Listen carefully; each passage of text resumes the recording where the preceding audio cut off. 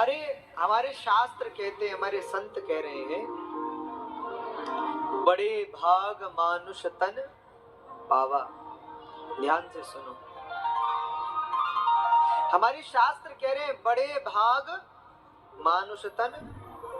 अरे बोलो आप लोग बोलो। सुर दुर्लभ सब ग्रंथनि गावा, साधन धाम मोक्ष कर द्वारा, पाई न जही परलोक संवारा।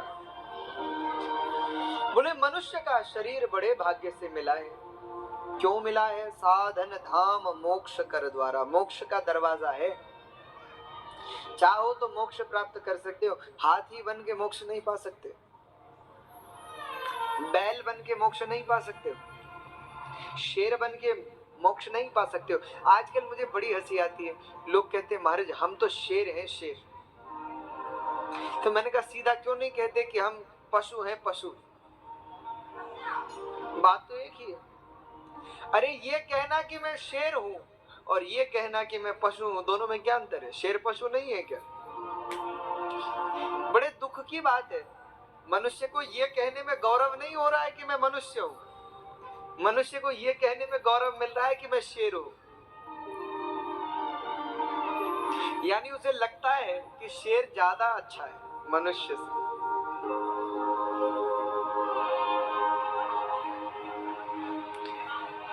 पशुता हमारे जीवन में आ गई है। सबसे श्रेष्ठ क्या है? साधन धाम मोक्ष कर द्वारा, मोक्ष तक प्राप्त करने का दरवाजा ये मानव देह। लेकिन श्रेष्ठ क्यों? अब सवाल उठता है मनुष्य का शरीर श्रेष्ठ क्यों?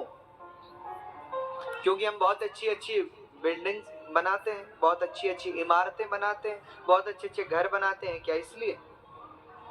अगर ऐसा ही है, आपने चिड़िया को देखा है कितना बढ़िया घोंसला बनाती है, हाथ भी नहीं है उसके, यहाँ चोंच से एक एक तिनका जोड़ जोड़ करके कितना बढ़िया घोंसला बनाती है।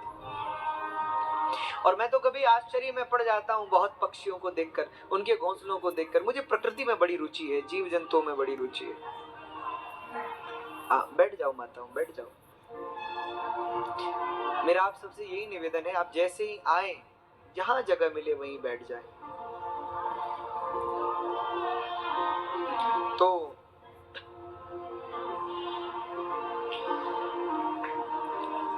कई बार मैं पक्षियों को देखता हूं, उनके घरों को, उनके घोंसलों को, उनके घरौंदों को, कितने दिव्य है। एक पक्षी, मैं प्राय उसकी बात करता हूं, आप लोगों ने भी देखा हो, वो मिट्टी का घोंसला बनाती है। देखा है अब? नहीं देखा?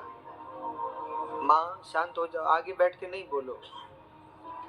हाँ फिर पीछे बैठो, आगे बैठ के शांति से बैठना। हाँ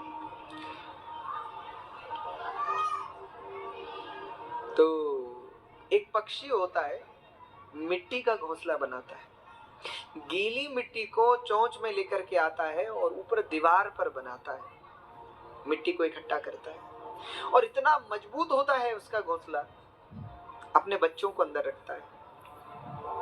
एक पक्षी को आपने देखा होगा, वो जंगल में घोंसला बनाता है और घास का इस तरीके से घोंसला बनाता है कि घर में 2 दरवाजे बनाता है।